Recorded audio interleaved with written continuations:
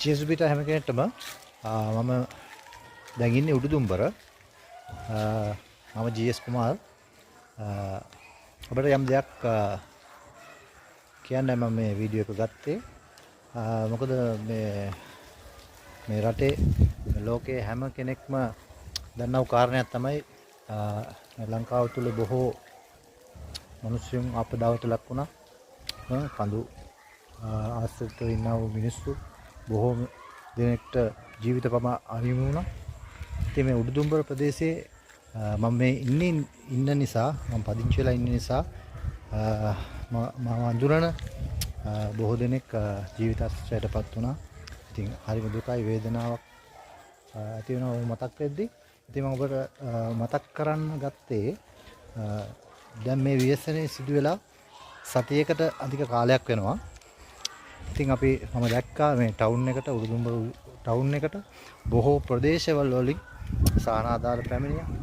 බොහෝ මිනිස්සු උදව් කරන්න ආවා.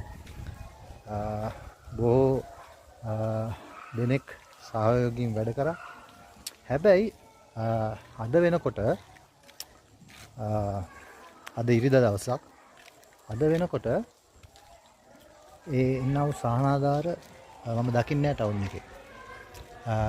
මම දකින්නේ හැම කෙනෙක්ම සාමකාමීව වැඩ කටයුතු කරගෙන තමුන්ගේ දේවල් කරගෙන සියල්ලම අමතක වෙලා වගේ ඉන්නා වූ කාලයක් තමයි මම දකින්නේ මේ ටවුන් එකේ. නමුත්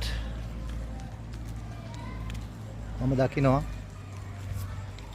තාමත් කඳවුරු වල අපේ උඩුදුම්බර ප්‍රදේශ ආශ්‍රිත පවුල් තාමත් කඳවුරු වල සිටිනවා. කඳවුරු මේ ප්‍රදේශයේ බොහෝමයක් තිබෙනවා.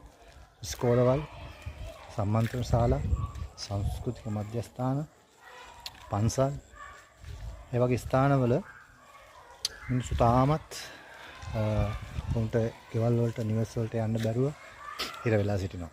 ඉතින් මම අපේ කිතුණුවන්ගෙන් ඉල්ලන්නේ ඔබ මේ වීඩියෝ එක දැක්කොත් ඔබට පුළුවන් නම් මේ ප්‍රදේශයට ඇවිල්ලා ඔබට පුළුවන් උපකාරයක් ඔවුන් උදෙසා කරන්න.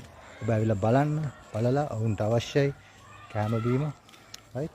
ඔවුන්ට රජෙන් සානාදාර සපයනවා. නමුත් අපි කිතුණුවන් වශයෙන් අපි මේ දේ කළ යුතුයි ඔවුන්ට. මම කිතුණුවන් ඉල්ලන්නේ ඔබ මොන ප්‍රදේශයක හිටියත් කමක් නැහැ.